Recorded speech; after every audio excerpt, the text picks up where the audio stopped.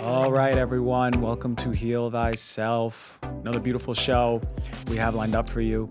Thank you for coming in, taking the time out of your week, and spending time with Dr. G because this is going to be really, really good stuff for you today. First and foremost, I think it's really important to understand that the environment that we live in can affect our health. I speak about environmental medicine, but today I'm going to give you some tips on how to optimize your bedroom and reduce that toxic load. You're in your bedroom all the time, right? You're sleeping there. So how do we optimize it so we are healthier, our kids are healthier, our pets are healthier? So really, really important knowledge bomb coming up. Then we have our special guest, Dr. Habib Sadeghi. He's a very well-known and renowned doctor out here in Los Angeles and around the world. An incredible, incredible mind-body specialist. He's a family doctor, but he really, really asks the right questions on how to get you thinking about what disease means. And as I always say, it starts with the mind, it starts with the body, and it starts from disconnection from nature and your spirit. So beautiful, beautiful stuff coming. I can't wait. So let's jump right in. Knowledge bomb.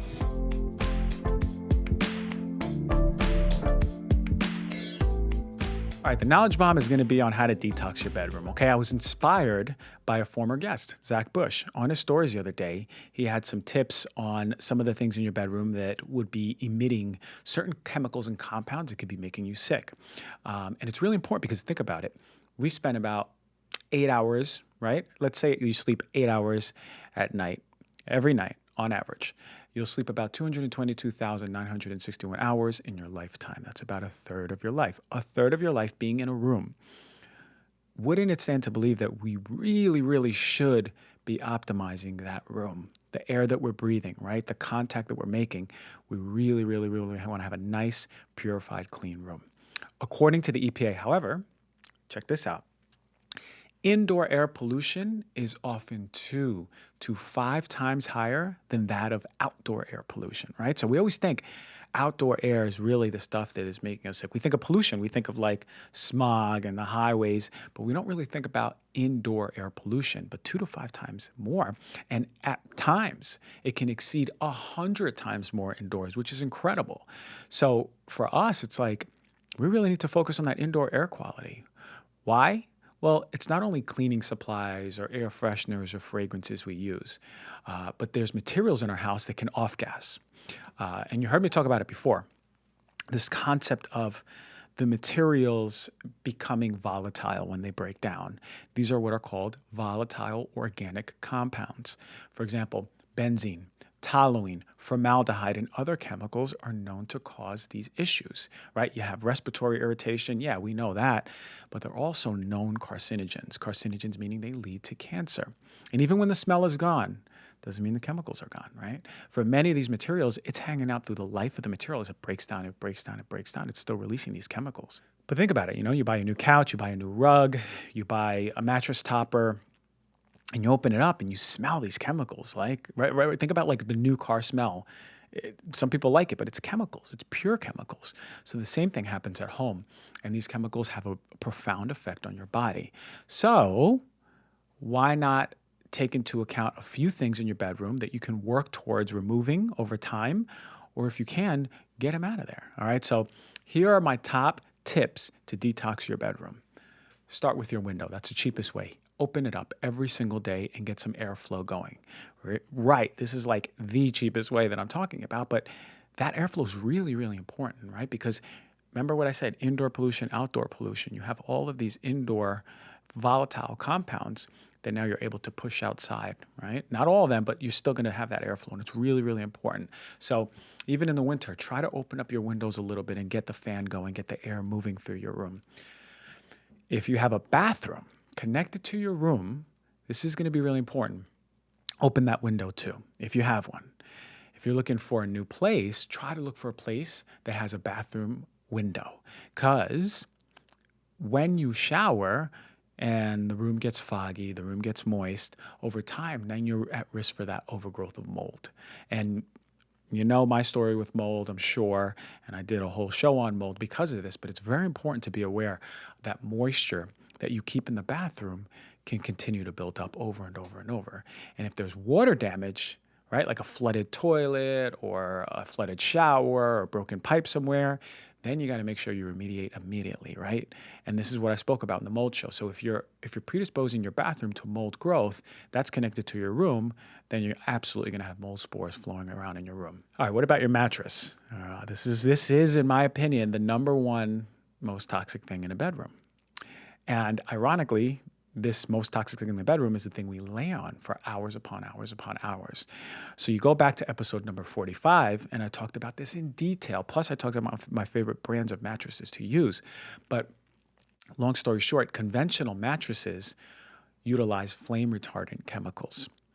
Polyvinyl chloride, PVCs, the things that you're finding in your shower curtain, polyurethane, right? Pesticides, chemical adhesives, other volatile organic compounds, which are making us sick. They're known to disrupt hormones, disrupt normal respiratory function, disrupt the nervous system, development, right, when you're pregnant or you have a young child, and are carcinogenic, as I mentioned, causing cancer. And Tempur-Pedics are the worst. They're the most chemicals of the chemicals. They have so much polyurethane in there, and they're off-gassing and off-gassing and off-gassing. But nowadays, we have beds that are much more benign. Their materials are much more safe.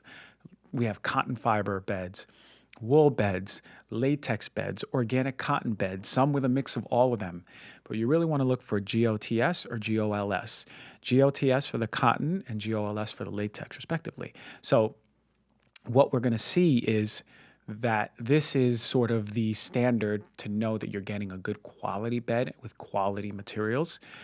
You also can look for Green Guard Gold or OEKO, Oecotex, standard 100 label. I went over all the mattresses that all have this, or some of them have some of them have all of them. So I ranked them, and take a look back on episode 45 to find out which mattress you want. There's been, I'm sure, some that have came out since that may even be better. So this calls for another review, right? But look for that if you're investigating for a new bed. But the same goes with pillows too. The exposure is there. You're putting your head on a pillow all night, especially if you have a Tempur-Pedic. That's one of the worst of the worst. And you're laying on it, right? So now you're on a bed with a pillow, and the same goes with beddings. You want to look for really GOT certified cotton, organic cotton sheets. You can really optimize a lot and put yourself in a much better place as far as toxic load if you start with your bed. I would actually recommend that's one of the first things that you intervene with. What else?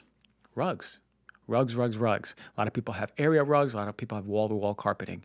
But we really need to be very vigilant about the rugs that we have and paying close attention to what's in it, right? We don't really think much about it. Shit, I grew up with a bunch of rugs. We didn't think about it. But now it's something to keep our minds on because children, pets, they're rolling around on it, playing, sleeping, whatever it is. But rugs in particular are made mostly and sometimes exclusively of synthetic materials. You have these rug fibers, but you also have the padding. And worse yet, a lot of them are doused in stain and water protectant chemicals. So for one, you never really want to wear shoes from outside indoors where there's a rug. And also you just really, even if there's no rug, make sure you're not bringing your house from indoors. But make sure you're continuously cleaning that rug because it's going to collect dust and allergens and chemicals. But really what you want to do is get a rug when you can with natural fibers. And these natural fibers can be latex or wool or cotton. The one that I have, the one that I bought for my apartment, was the Hook and Loom one, but there are other brands out there. The rug should be low volatile organic compounds or no volatile organic compounds in the adhesives, right? So again, summary, non-synthetic material like wool or cotton, and no volatile organic compounds went on the brand description. There's not that many rug companies out there. I had a little bit of trouble finding, but you can do some really good research now that you have some tips. What else? Hardwood furniture. Now, this is a topic I've yet to cover because, to be honest, there's not that many quote-unquote clean furniture companies out there. There are some, but really like beds, for example, have blown up over the past few years because a lot of people are making these organic mattresses. But hardwood furniture is a little more difficult, but why is hardwood furniture a problem? Well, the plywood, the particle boards are glued together with formaldehyde-based adhesives. And this is a problem because it's the definitive carcinogen, right? We know it in high doses it is, but what about everyday exposure? over 8 hours of sleep when it's in the air? And what about exposure to that and other chemicals and how they're working synergistically? And Zach Bush had mentioned in his story series to look for companies that, again, have low or no VOC furniture. And there are actually a few companies. I Googled it. You can go to Google and type in low VOC furniture. That's what I typed. And then I typed no VOC furniture. And then I typed formaldehyde-free furniture. I know for sure IKEA doesn't use formaldehyde in their furniture, but there are other companies that did pop up. So really easy stuff. So say you need a new dresser or side table in your room. Now make sure that when you are put in a little extra money and buy one that is not using these chemicals. It's interesting that the ones that are a little more expensive are the cleaner ones. All right, and the last part, look, get some NASA-studied plants, right? There was a NASA study that looked at house plants that detoxified some of these volatile organic chemicals from the air, which is really cool. So very cheap option. You can line up your bedroom with some of them. I have a few. And also check out episode 12 because I spoke about air purifiers. And I would actually highly recommend you have an air purifier in your room. And if you have a newborn, putting it in the nursery, or just young children, putting it in their room. Wherever you're spending the most amount of time, make sure you have an air purifier there because no house is 100% clean. In my show, I did mention the Molecule, the Air Doctor, and the IQ Air. I have the first two in my place. But check it out. Go back to episode 12 and learn about the importance of an air purifier. I know a lot of you have it. So there you go. Really quick, easy ways how to detox your home, what to look out for, and how to do better. And we all can. And it's okay if we got a lot of work to do because you might not have known, but now you do. You have the power, you have the knowledge, and now you can spread it.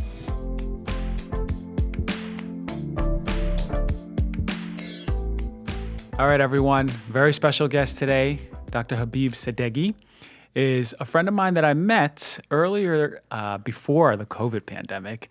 And I wanted to get him out here, but then, one thing led to another with the state of the world.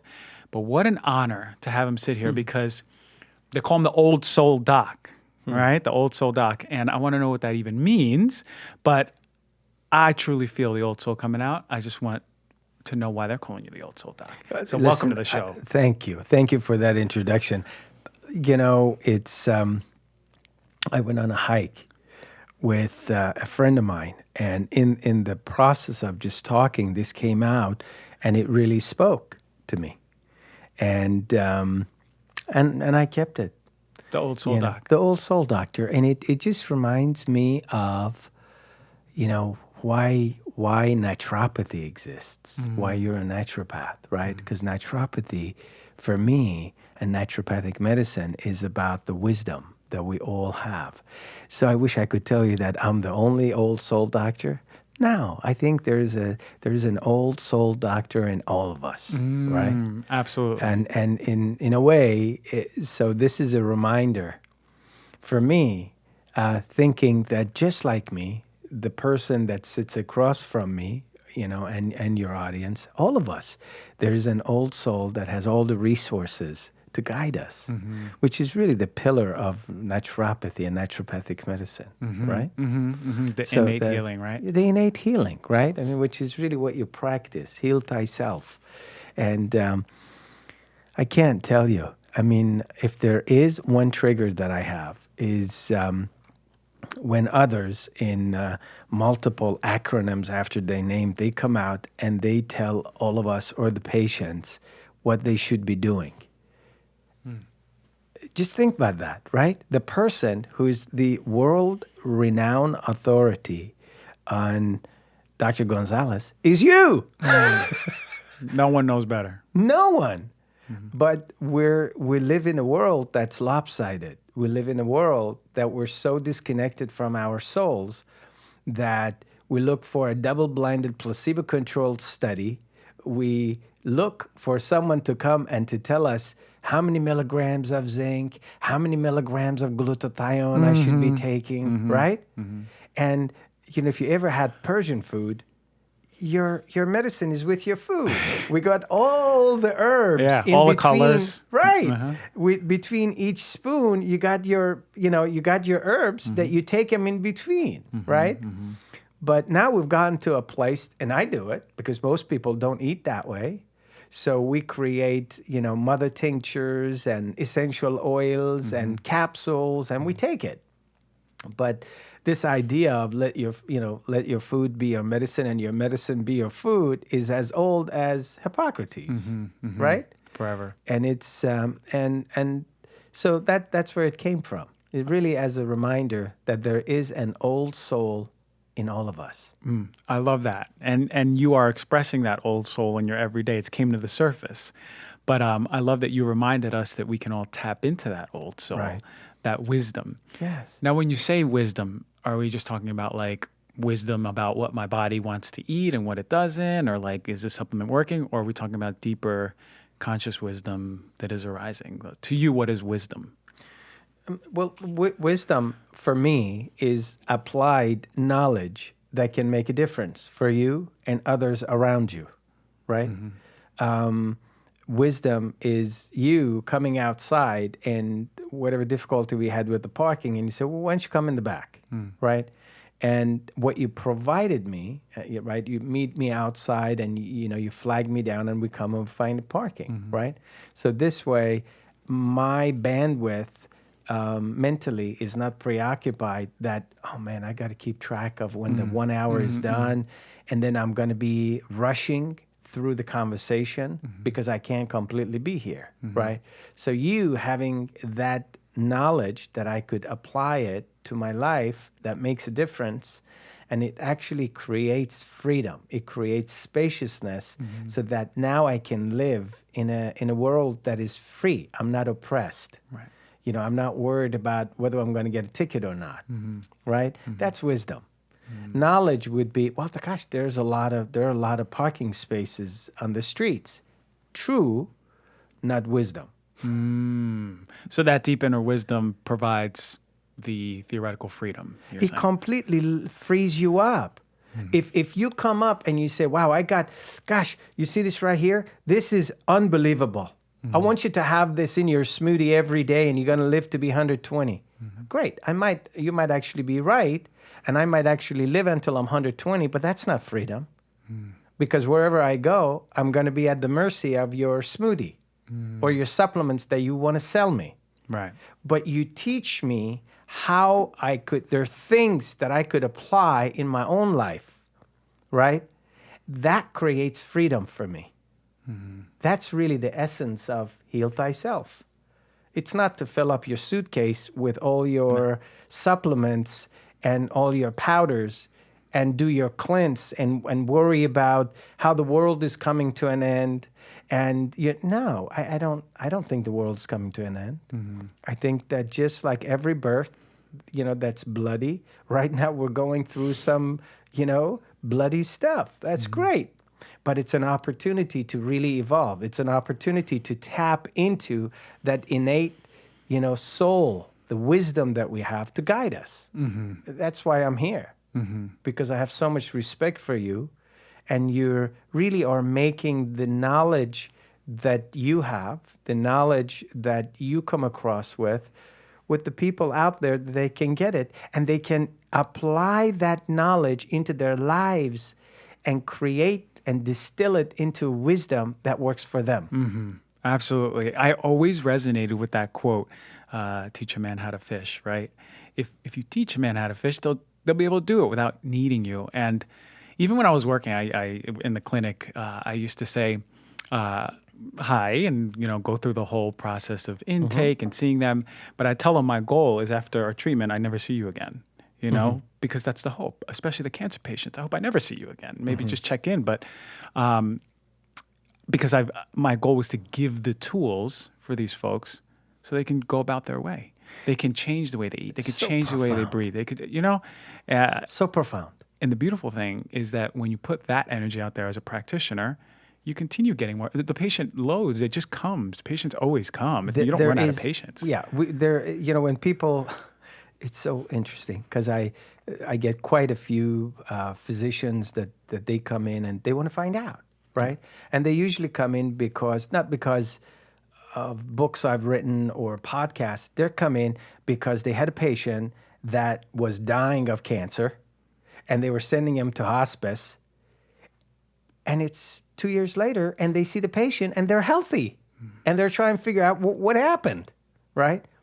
And so they come in and they're curious. They're like, what did you do? And this idea that there are sub-DNA activators, they've never heard of it. Like when you tell them that, you can actually sit with someone and be certain way with them, that their sub-DNA that might be invisible and deactivated, it gets activated. And whatever it is, the symptoms that they have, it gets resolved. That's so profound. Yeah. But nowhere, my background, I was a medtech microbiologist way before even going to medical school, right? I wanted to become a patent attorney. So I was very scientific. So this idea that way beyond quarks, way beyond atoms, way beyond electrons, there is a nothingness that's everything, which is consciousness, right? That's really the pillar of consciousness preceding, coming before phenotypic expression. So the traditional medical model, it works with substitutive medicine. Oh, your chemistry is off. Oh, well, we took a sample of your piss, and can I say piss instead of urine? Make it more exciting. I curse all the time. and your dopamine is low, your serotonin is high. Yep. This. Okay, great. And then they put you on all these supplements. And then, well, why don't you come back in 6 weeks and we do that? But that's substitutive. That's exactly what the substitutive medicine is, the medicine that we refer to as traditional medicine, right? I call it green allopathy, just using supplements instead of drugs. Right. But to be able to get to the root cause of the problem, and instead of taking the power away from the patient, reminding them that they have the power and fine-tuning, why is it that they're blocking that from themselves? That's a key. That's the essence. Yeah. And sometimes that might be a supplement. I prescribe supplement very judiciously, just like I have a prescriptive right and I prescribe antibiotics or every single medicine that you can think of. If it needs be, I do it. We never really throw away the baby with bathwater. But the idea is, will you take the time to understand the being beyond the disease, the being, the soul? Why is it that their sub-DNA is deactivated, right? And is there a conversation that could be had with that person that they get it? So that instead of giving them this substitutive medicine for depression or for anxiety, and you got to put them on GABA.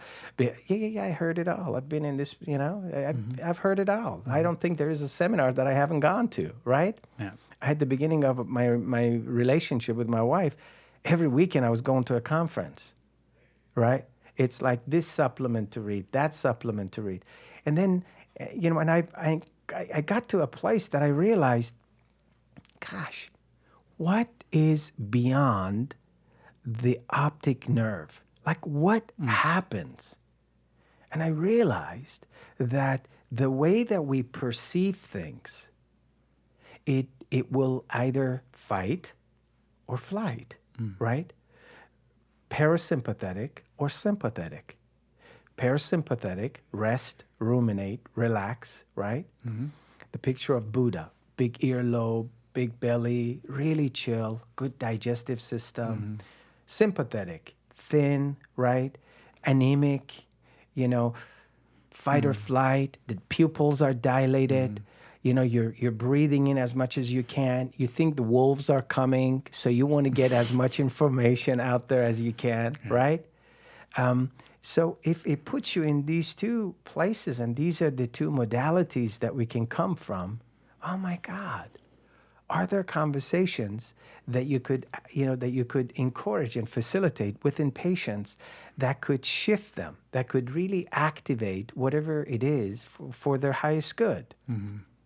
No one, hardly any, and I didn't have any training. I mean, I don't know if in naturopathic schools you had that, but even within osteopathic medical schools, I went over 500 hours of manipulative medicine, and but no one really talked about, but wait, if they have a particular repetitive pattern or behavior, that would create an activation of nervous system that creates the level of contraction that would pull their particular thoracic Right. vertebrae out, that it would be flexed or extended or rotated and so forth. So even that by itself, both chiropractic care or osteopathic care, any physical modality, right? Even that could be substitutive, right? And you see all these people that they go in and they get adjusted every week. And I'm like, but wait, Yeah. what's the pattern? Yeah. What is the particular pattern? How is it that what is it that you're stuck in, right? Now, I do quite a bit of osteopathic manipulative medicine, and I have utmost respect for manipulative medicine. I'm not throwing the baby with bathwater. What I'm bringing forward is a different conversation for all of us to have, which is, where is intellect in this equation, right? How can we connect the dot so that we could have a three-dimensional structure and to give a new meaning to what really healing is, rather than substitutive treatment, whether it's pill, right? Oh, here it is. Here's the purple pill, right? Right. You have acid reflux. You have and for the rest of your life, here's what you're going to do. You're going to pay $6 to $7 every day to take your purple pill so that you don't have gastroesophageal reflux disease. You don't have acid reflux. Yeah, that's really easy. We can do that in 12 minutes, right? Including writing the prescription. But to be able to touch, move, and inspire them, to have a communication with them, not to overeat, and to find out what is the root cause of them overeating, and to get them to lose 35 pounds so you don't have that 35-pound heavy pressure, right? The things that you know. That, for me, that's really the conversation. That's the true healing, which takes us back to what it means to activate the old soul in every single person. And even babies have an old soul, as old as life in them. Oh, that's beautiful. How poetic. I love that. That's beautiful. Yeah. I resonate in every single way because I have this friend, she does IVs, right? She goes and does IVs, but the IVs are her Trojan horse. Because when you're getting IV, you're there for an hour minimum, 45 minutes minimum. She sits with them and she talks, and then she looks at these repetitive thought patterns that these people are having in order to break. What is the true healing? You might not even have a magnesium deficiency. You may not have a B12 deficiency, but you feel good from these. But really, it's the mind-body part of it that we've lost that art as practitioners.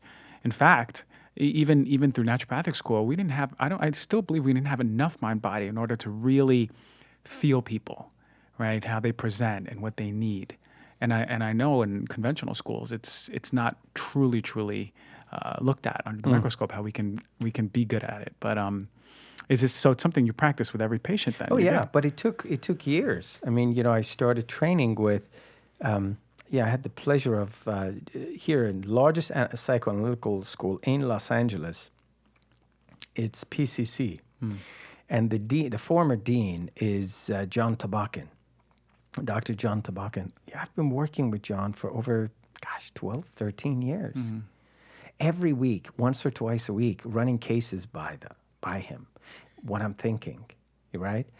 It's really going to a psychoanalytical school and more without going to a formal training, right? I work with Morton Herskowitz, wrote a book called Emotional Armoring. Herskowitz was a DO, an osteopath, a doctorate of osteopathic medicine, and he was also a psychiatrist, and he was the last psychiatrist that was trained by Wilhelm Reich. And, Habib Davanlu, who was back in Iran, he was a surgeon. 60s, went to Harvard and finished psychiatry, moved to Montreal, and he started the whole intense short-term psychotherapeutic, psychodynamic therapy. And the people that he trained were people like John Sarno, that wrote The Healing Back Pain, Alan Abbas, right, who's now one of my mentors, right? And Alan Abbas was a family practitioner and used to run the ER. And he came, he took a course with Habib Davanloo. It changed his life. He went back, he did a second residency in psychiatry, and he's trained with Habib. And this is now all he does, which is looking at the relationship between mind and body. And once I completed that training, I realized that there is a third player in this equation, which is the soul. So I got a degree. I spent 3 years of my life. I got a master's in spiritual psychology. The third year was more like a fellowship in consciousness, health, and healing. And so that's the realm that I work with, which is mind, body, and the soul. And I truly believe that the mind and the body are in front of the curtain. But unless you really support and connect with the soul, there isn't any long-lasting effect, change, phenotypic expression. Because in reality, for me, the true genotypic expression, it occurs in the spiritual realm. You know, and it's the way that you sit with a person. I remember from the beginning, I was one of the very first ones that was trained in, the usage of nutraceuticals and intravenously and so forth. And I trained with Alan Gabby and Jonathan Wright. And when they were being, raided by FBI, and all their computers and everything was being taken. I was one of the very first ones that was a member of orthomolecular medicine. Usage of high dosage of nutraceuticals to treat psychiatric illnesses. Something that an organization that was started by Linus Pauling and David Hawkins, right? With the emphasis of, listen, by just putting people on antipsychotic and antidepressant, you're just masking. Yeah. Let's find out. And although to some extent it is substitutive, but it creates less harm.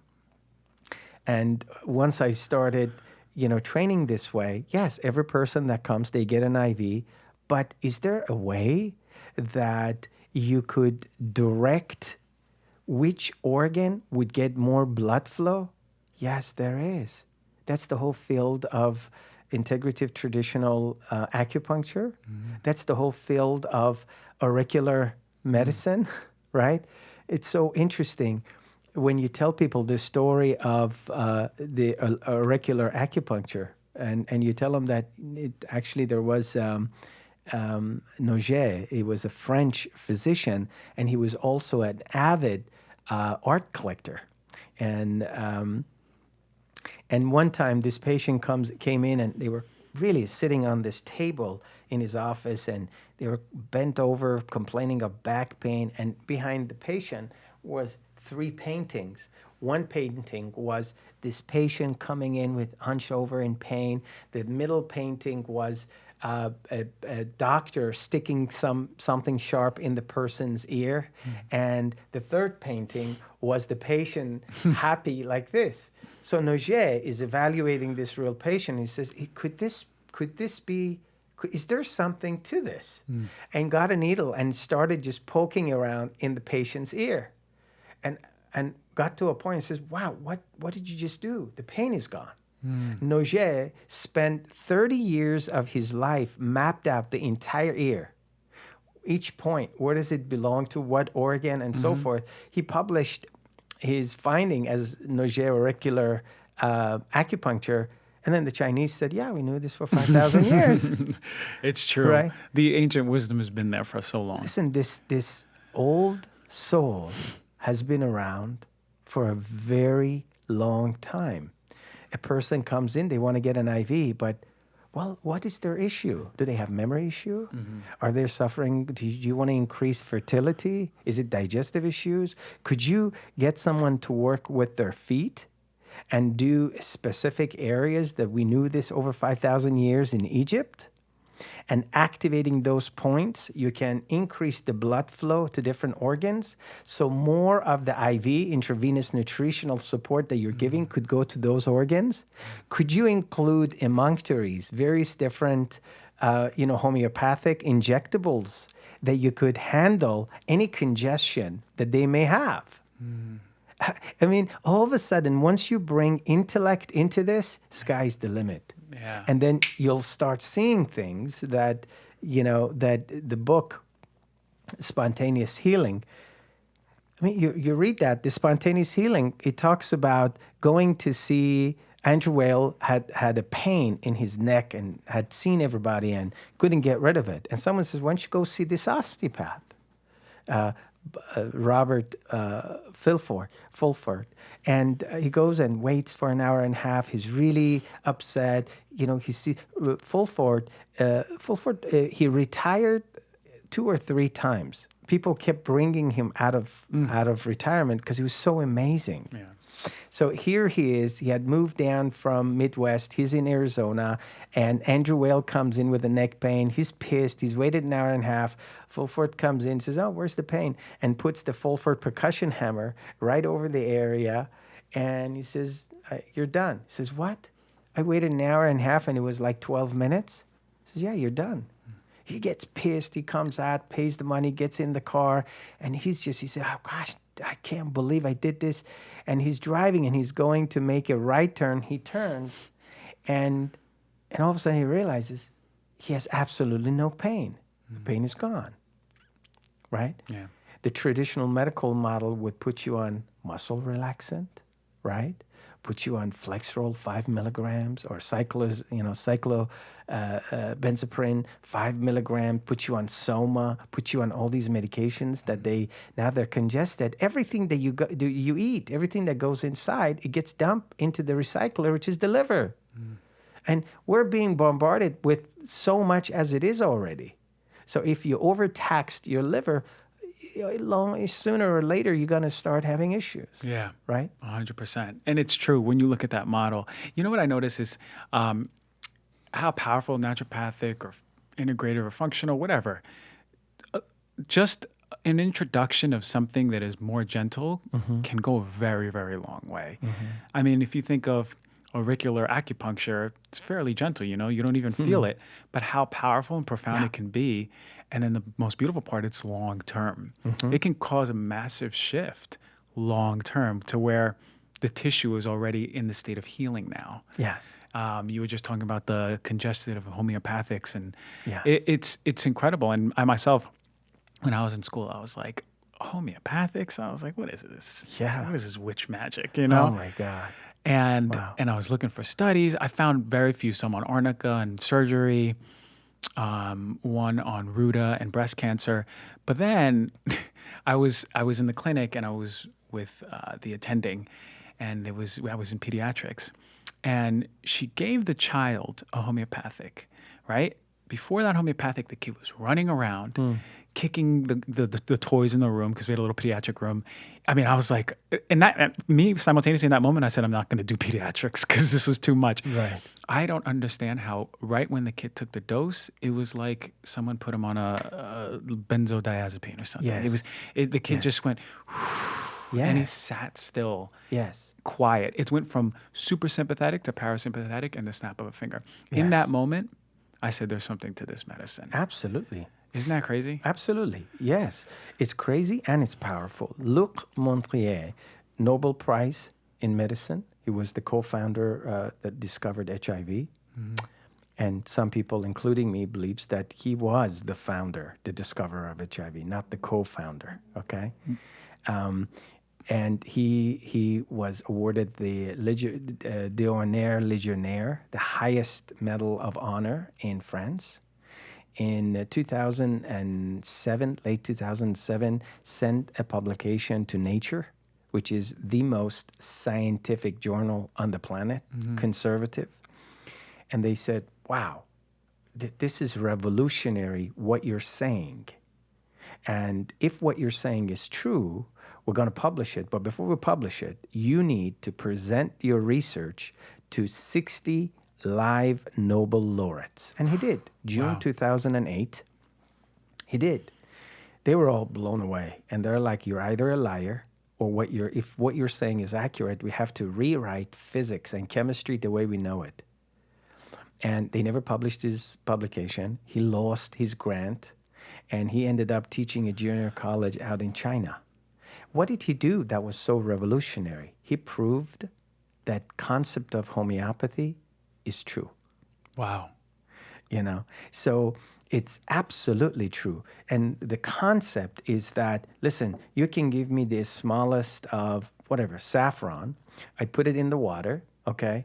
I cover it, I percuss it, I empty it out, and then I fill it up again, percuss it, and empty it out, right? And I'll do this 1,000,000 times. On the 1,000,000th time, I still will find enough of what is referred to as morphogenic resonance or fingerprint of saffron on that water. That's what Christ did. We call it baptism. When you really think about it, I mean, how come baptism is not done in dirt? How come baptism is not done in air? This concept, my background, I almost got a master's in electrochemistry, almost, because I finished my didactics, but I never presented my thesis. I ended up in medical school. I said, okay, first summer after medical school, I do it. But I'm like, oh my God, I'm not going to go back to school. Crazy. So I'm going to travel. Second year, summer, I said, I got to study for boards. And then after a while, I was like, I left it. But studying electrochemistry and this concept, it makes complete sense. It makes complete sense that when you look at the structure of water, right? We refer to it as, salvation. This idea of salvation and salvation, right? Mm-hmm. The psycho-spiritual component, it's similar.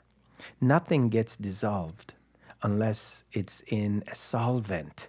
It could be water or it could be any other liquid, right? Depending on the quantity that you're working with. But the idea is very scientific. The idea is less is more, which is completely in a crash course with traditional medical model, which is, oh, so you took one. Oh, you're not better? Take two. Mm-hmm. Oh, you took 2 aspirin, not better? Take 4. They push it all the way up to the highest dosage, and then when that doesn't work, it's like, well, gosh, take that and then take a Tylenol, right? Mm-hmm. It's substitutive. It's pushing. It's sort of like if I'm speaking and you're not hearing me, instead of shouting at you, I should actually speak and whisper. Because by whispering, your quality of listening gets evoked. That's what, when you look at that, right? It's like, this is the concept. This is the concept that we refer to as, whatever you want to call it, integrative medicine, osteopathic medicine, naturopathic medicine, green medicine, functional medicine, IntelliKey medicine. It's basically a medicine with intelligence when you think about it. It's medicine that creates this spaciousness that, let's start from stillness. Mm-hmm. Tell me, how did this start?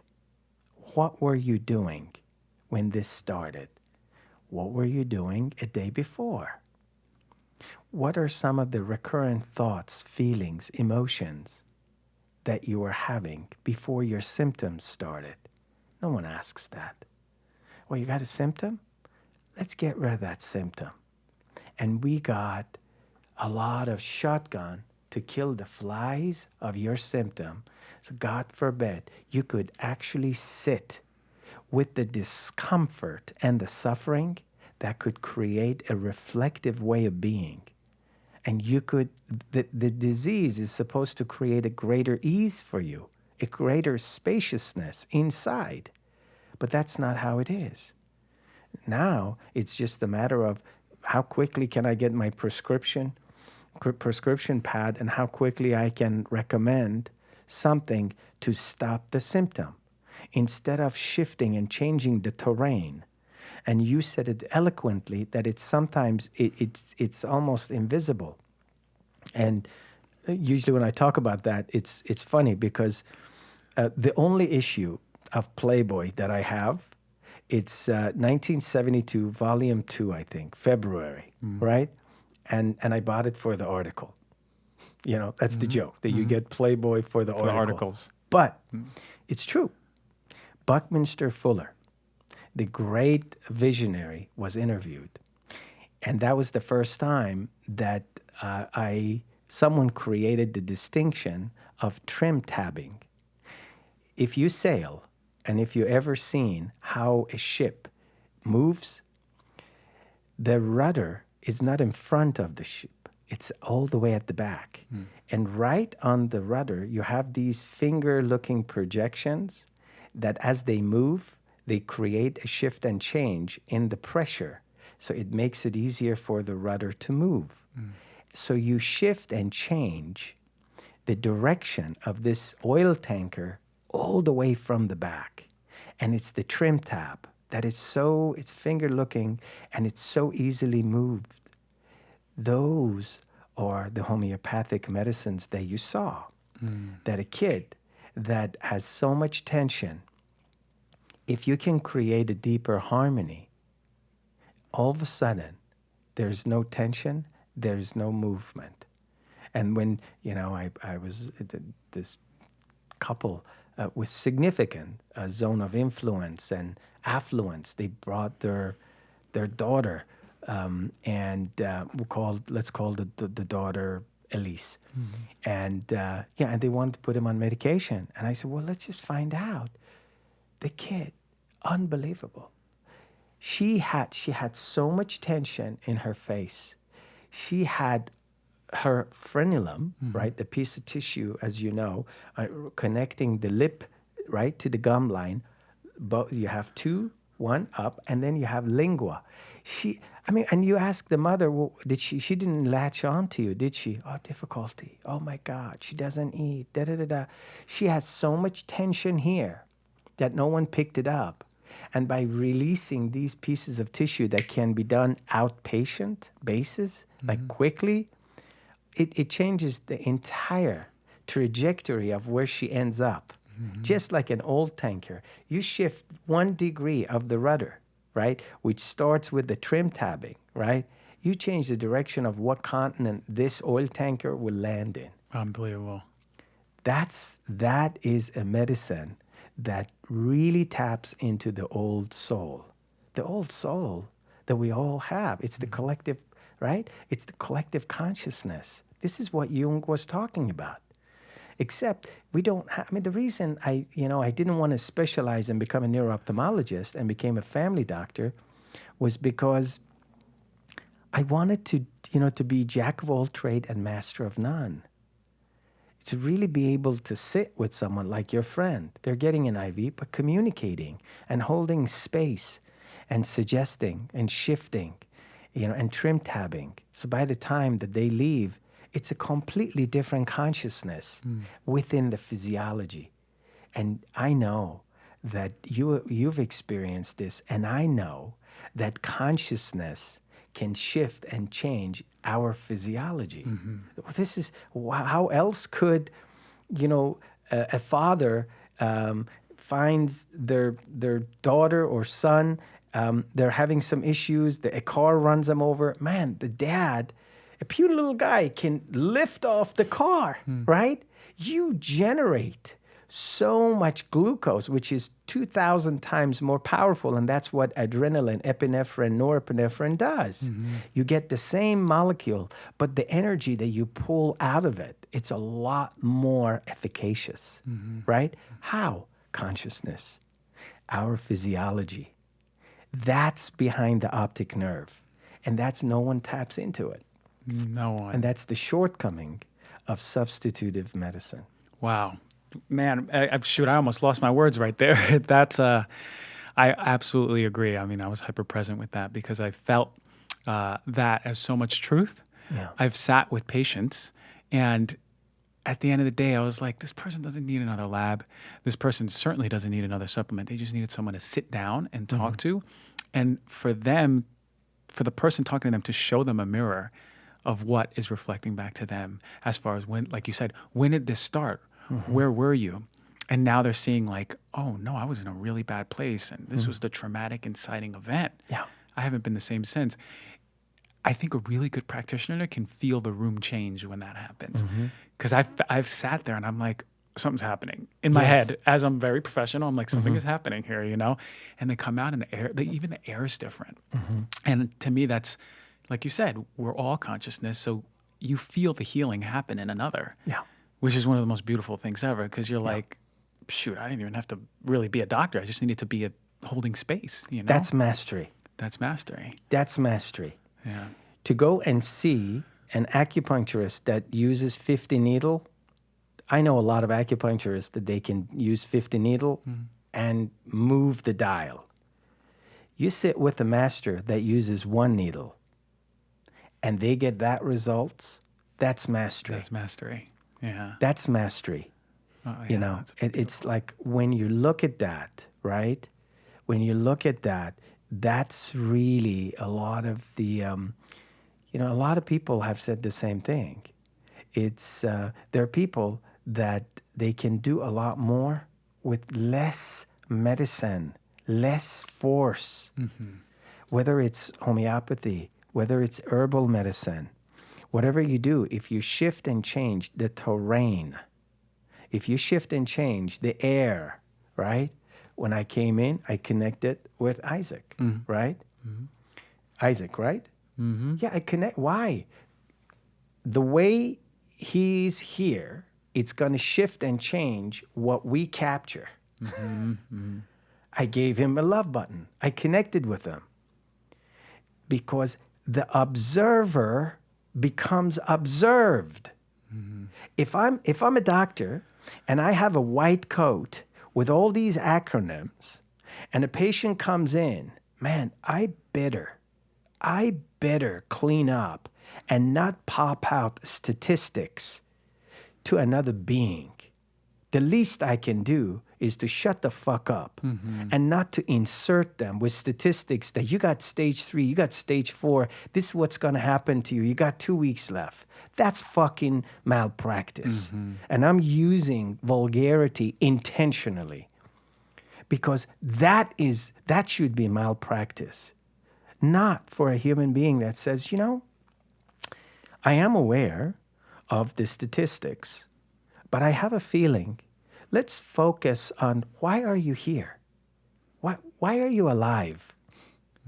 Why did you come here?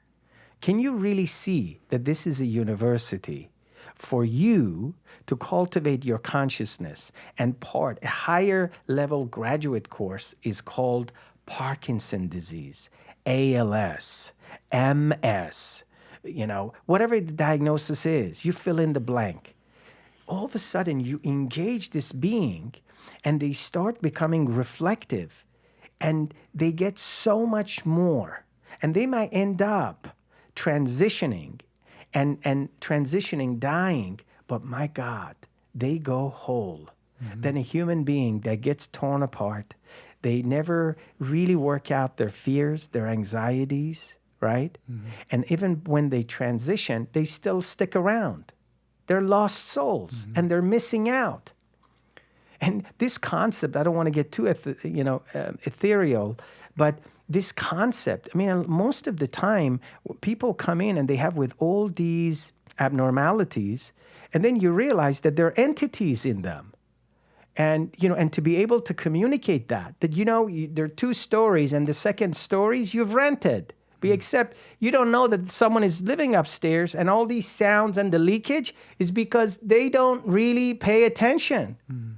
This concept of psychospiritual hygiene and supporting them and so that they can really clean house. Because most people, when you tell them entity, it's like, oh, wow, you just said exorcist and you're wacko and you're woohoo and you're not scientific. But when you sit down and you talk to them, scientifically explain this concept and they get it and you tell them what to do and they get results, it's like, wow, I don't understand it, but it works. Just like me in homeopathy. And you've taken your time and you have the intelligence to create the parking space so that you may not understand it, but you park it there. You have respect for it. You don't attack it. Within the traditional medical model, when we don't understand something, we attack it. Fast. Completely. Yeah. And we got to get rid of it, right? Because it's a threat. Of course. Right? Yeah. And that's the conversation. The conversation is to really, sage has been used for hundreds, if not thousands of years. In Persian traditional medicine that was started by Avicenna, right? He wrote the textbook on medicine, right? Yeah, he was in the history of medicine. Right. We learned about him. It's like, and we have our own different herbs that we use. But what does sage do? And when you tell people that sage has one of the highest concentration of steroids, that even within the traditional medical model, when you don't know what to do and you want to do something, you put people on steroids. Why? Because steroids shift and change the morphogenic resonance and shifts things, creates clearing, and you change the phenotypic expression, the disease. But if you overuse it, it has side effects, right? That we can see. But, there are things that was done that creates clearing, and really allowing people to be open to spirituality and having a psycho-spiritual hygiene and paying attention to the things that cannot be seen, right? There are things that exist that we cannot capture, we cannot stain. I was a medtech microbiologist. I only believed what I could stain. If there's a bacteria, you stain it. Is it gram-positive? Is it gram-negative, right? And then based on that, classify it, and you can find genus and species. But there are things. When you look at mycoplasma, it doesn't have a cell wall. It exists, right? It looks like a fried egg. So this concept that there are entities, there are souls, that they're lost, and they're in this realm, and they can attach to us, and they attach to everybody. So you need to have certain routine to be able to clear it, so that you are left being emancipated and being the master of your own consciousness. I don't doubt that one bit. I've seen it myself all through childhood, even in adulthood. So I knew I wasn't crazy. Because you come from a culture that has familiarity and the language that allows that understanding. Right. And not closed off and open. And where would we learn ways to protect ourselves? Do you talk about that anywhere or, Yeah, the whole essence of the second book, The Clarity Cleanse, the diet, the way that it was done. It was, I had to go through so much to just get that out because, they wouldn't even allow my own medical records to be published because the medical record said, you got 70% chance of metastasis. You should have been dead. You cannot be alive. And I'm like, no, I'm alive. And this is what I've done. And here are the medical records from City of Hope, the Mecca of oncology. So the Clarity Cleanse is set. The first part, it's certain psycho-spiritual work that they can do. It's as simple as a way of journaling, that it allows a deeper clearing, usage of fire. There's compassionate self-forgiveness and many other reframing and many other psycho-spiritual tasks that really helps on clearing the second floor so that we don't have the leakage. We don't have all these cravings. We don't have these symptoms. And we don't even know why. And a lot of these, they gets passed down. This whole concept of transgenerational trauma. I did a whole show on it. Right? Yeah. It's so amazing. Did you have Bert here? Bert no, Hellinger? I just did it myself. Oh, you but did? Yeah. Yeah, Bert Hellinger, right? Bert Hellinger was sent at the time, the only place on the planet that understood this was the Zulu nation in Africa. That they understood that the father, the sin of the fathers, the way that things get passed on from one generation to the next generation, which has a lot to do with activation or deactivation of sub-DNA reactors in there. And once he was there, he understood it. And he understood, oh my God. And then he came back, and this is the family constellation, that it brought that level of understanding, right? So part of really, the form of medicine that I practice, I refer to it as entelechy medicine. And entelechy is the movement of acorn becoming oak tree, right? And a baby is really an acorn.